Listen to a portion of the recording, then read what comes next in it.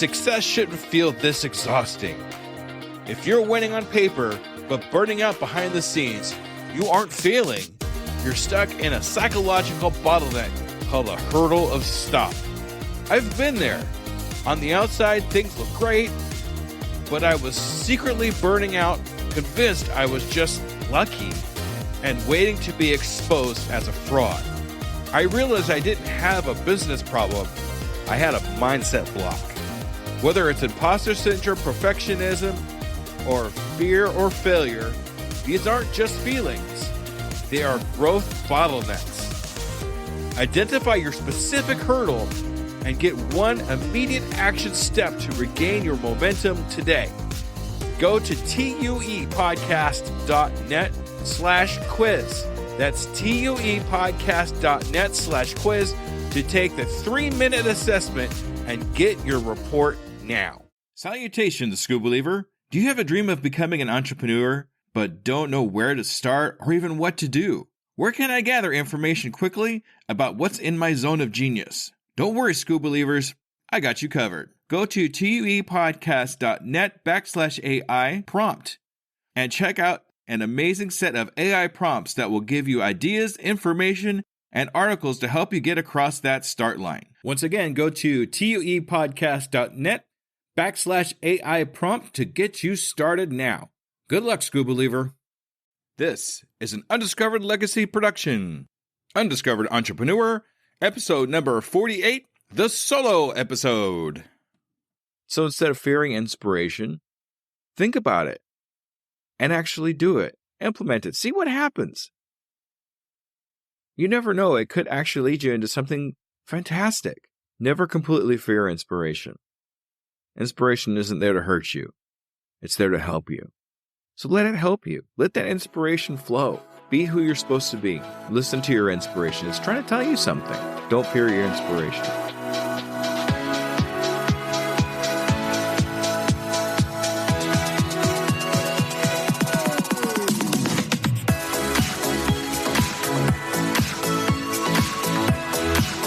Welcome to the Undiscovered Entrepreneur, the podcast where brand new entrepreneurs come to life and could quite possibly be discovered. Join me, DJ Scoob, and the rest of the Scoob believers as we help these new businesses become a reality. And now, away we go!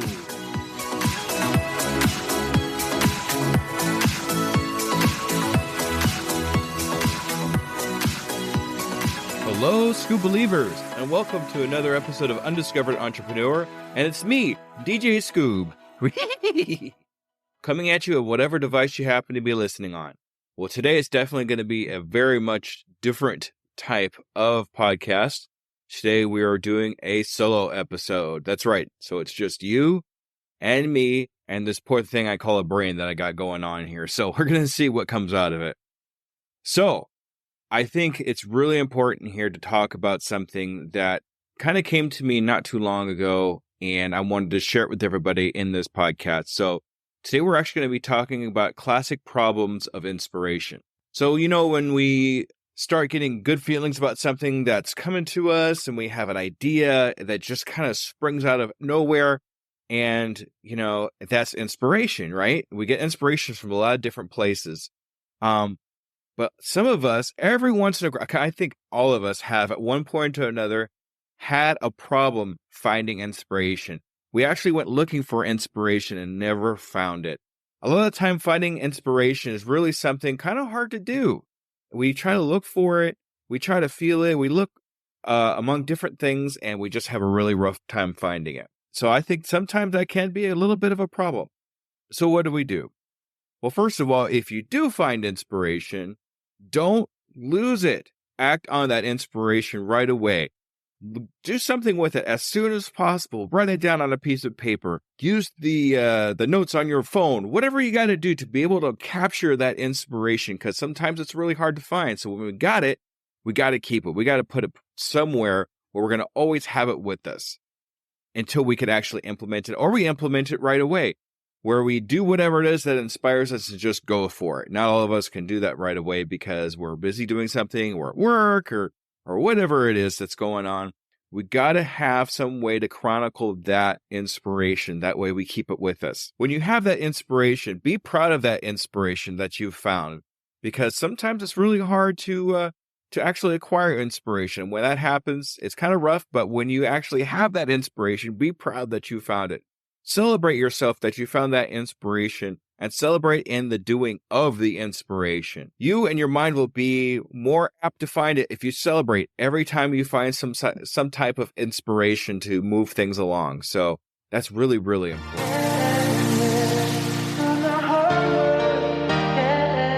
So where do we actually get inspiration from? That's kind of important to know. Like, where is this coming from? Where can I look for it? So inspiration can come from many, many different types of places. So be open to that inspiration. So you can find inspiration in all kinds of places. Now, me personally, I look to other people in my community. I look to other podcasts. I like listening to other podcasts. And sometimes somebody says something in that podcast that makes that light bulb go off. Say, oh yeah, that's something I could do, or I could do something like that, or even I could do something better than that. So keep that inspiration flowing.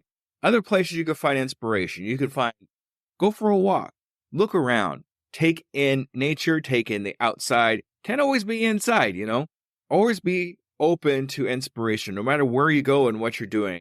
Don't be closed off to anything. You could get inspiration from your server. You could get inspiration from the janitor. You could get inspiration from anybody. As long as you keep yourself open to inspiration, you will receive that inspiration.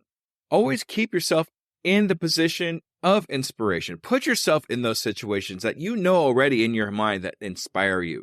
So, say, for example, if you go for that walk through the forest or whatever you do on a daily basis that inspires you, you're always keeping yourself in that inspiration.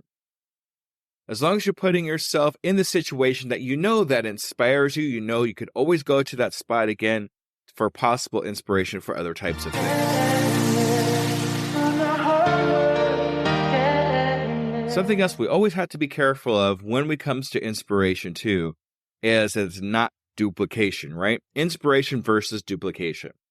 So when you're hearing something and something actually inspires you, we got to make sure that we're not just doing the exact same thing that person did or wherever it is that we heard for that inspiration from. We got to be really careful about how that inspiration from whatever source we got it from isn't actually duplication. We're not doing the exact same thing as somebody else is doing, because it's not right. That's not inspiration. That's duplication. Inspiration is putting our own spin on it, finding different ways to change it up, maybe make it even a little bit better from where you originally heard it from. But always look out for duplication. When you're inspired to do something, you do it, always kind of look back, maybe even do a little bit of research to make sure you're not accidentally duplicating something else. A good example of that is quotes. Quotes always are inspiration to me. And if I do duplicate a quote, I always make sure that whoever actually said it originally gets the accolades for it. But there's been a couple times where I said something that's like, oh, that's really cool. I want to put that down somewhere. And I put it in Google or, somewhere where it's going to do a search. And it's like, oh, somebody said that already. Well, it's good. So I'll just give them the accolades. But something like my tagline, I can, I am, I will, and I'm doing it today. My son said that. So I'd want to duplicate that. Even though I'm using it as my tagline, I always say that I give him the accolades for saying that. Even though he said it when he was 6 years old. I still, to this day, he's 17 now, say he said that. Same thing for anybody else that's duplicating anything. If it is a duplication, we got to make sure we give the accolades to the right people. That way, I don't know, we don't get in trouble or, they don't come back on us or anything like that. The point is, we got to make sure we have inspiration and not duplication. We can't be afraid to use other people's words to inspire other people. And that's what I'm saying. Make sure, even though we're using somebody else's words, we're giving them the accolades, even though we're using those words to inspire other people.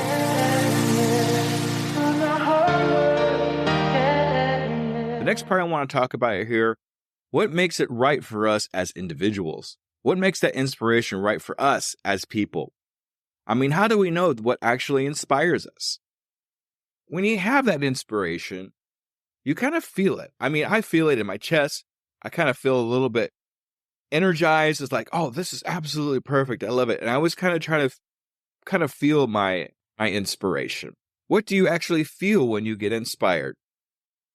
And I think that's what I was talking about earlier is like the inspiration and how it makes you feel energized, happy, excited about implementing this inspiration that you have. You want to get it out to wherever you need to get it out to inspire not just yourself, but other people too.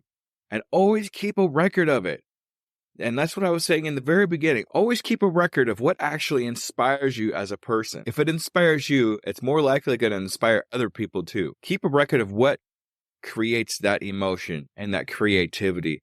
What kind of sets that catalyst off for you to go do something else that's really fun or important or exciting?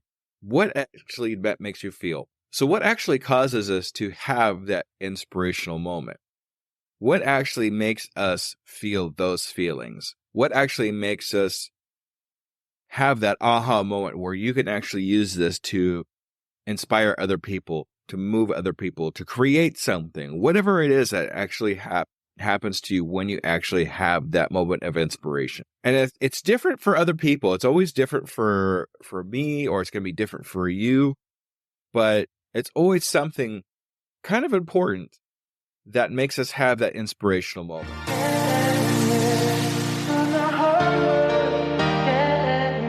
So what can we actually do with that inspiration? How do we relay that inspiration to our audience? And when you have that inspiration, you have an audience like I have with you, we want to use different types of outlets that we have available to us to relay that inspiration. Some people use short form video. Some people use long form video. Some people use podcasts. Some people have newsletters. There's all different ways to be able to get that inspiration out to other people, that creativity out to all kinds of other people. Now, me personally, I like using my podcast. I like using Twitter. I use Twitter a lot. That's pretty much my home at this point. Starting to use TikTok, and there's other ways we can all use. So find the one that works for you. That's the important thing here, is not to just settle on all of them. You can't do all of them all at the same time. It's just way too much. So settle on 2 or 3 ways that you're very efficient at getting your inspiration out to audience, and then use those platforms a little bit more consistently than others. That way you can concentrate on what's important and what you're actually good at. And if you're good at it, other people are going to know it. People will see it. It's not just thrown in there real quick or anything like that. So keep that in mind as we go along here and we find ways to help other people experience our inspirations. And why do we even want to tell other people about our inspirations? I mean, why are we even doing this, And personally, I think that I want to get my inspiration out to other people to inspire other people.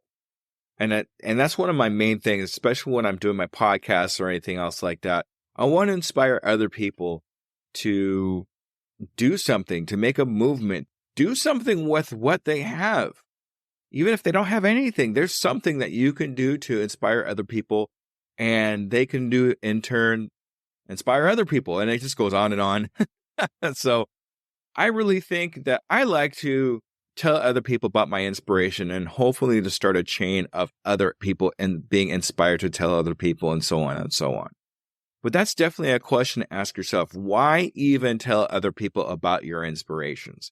And I know some people, they like to keep their inspiration to yourself. Nothing wrong with that. But at the same time, I really wish more people would actually get their inspiration out there. And bear in mind, too, that your inspiration may even be in your zone of genius. There might be a reason why you're inspired the way you're inspired. Always take note of that inspiration, because that inspiration may be in your zone of genius. Now, if you're not sure what your zone of genius is, go back to my episode 25 where I explained zone of genius and gave you the 5 questions you should ask yourself about your zone of genius. Boys, know that your inspiration is or could be in your zone of genius. And that's really important to keep track of. So always keep that in mind.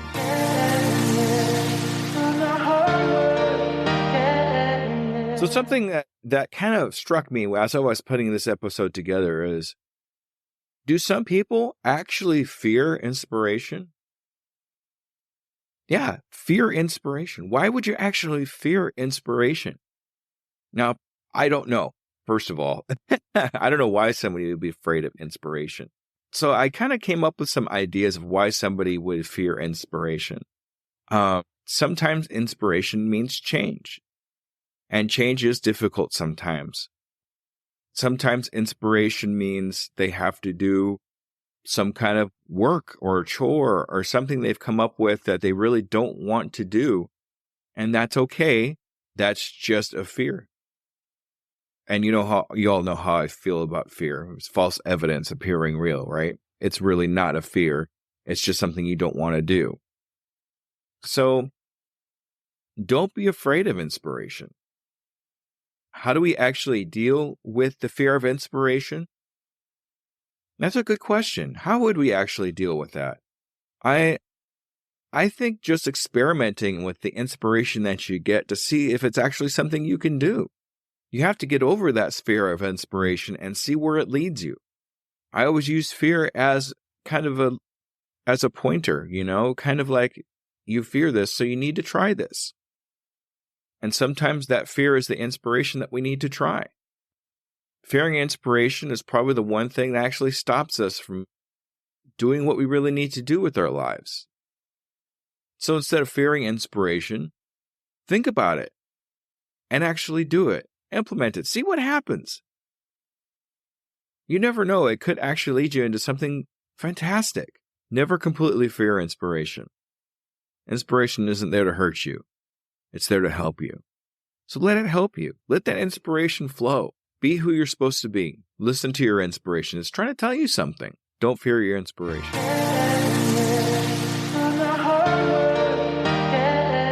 Inspiration is in all of us. It's what we do with that inspiration that defines us as a creator or just a dreamer. Action and doing it now is the only way that we know if inspiration will become an actual reality. We'll actually see who we are, and not just ourselves, but everyone around us. And that's why I believe in my mantra so deeply. I can, I am, I will, and I'm doing it today. It all comes together right there. So let's not just be dreamers. Let's be creatives. Let's be creators. Let's all do something with that inspiration and just see what happens. It could be so exciting just to be able to sit back and look at that inspiration turned into something fantastic that we could help other people with. And that's really what it comes down to, is helping other people with our inspirations. So with that, thank you for joining me. I know it's probably going to be a little bit shorter than my normal episodes, but I really wanted to get this solo episode out to you just to see what would happen. I know I don't do solo episodes too often because it is one of my fears. So I'm actually doing this to get over some of my fears. So I really hope you enjoyed my talk about inspiration. Follow your inspiration. It can mean the difference between just dreaming or creating. Thank you, everybody. Bye-bye.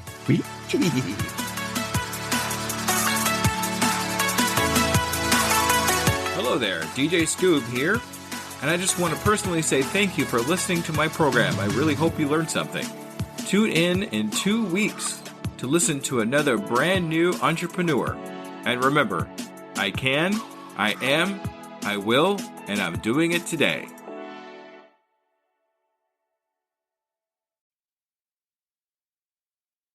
As a worker of 2 full-time jobs, running a podcast and coaching, every minute counts in my day-to-day. It's hard to be consistent in any of my social medias. And at this point, I cannot hire a social media manager. Pinnacle AI to the rescue! I've been using Pinnacle AI for a couple of weeks now and seeing big improvements in my outreach and consistency in all my social medias. Do you want to save time and increase your productivity too? Go to tuepodcast.net/AI for more information. Save yourself time and grow your brand. Try it now and see what it can do for you. Hello, Scoob believers. Let me ask you a real quick question.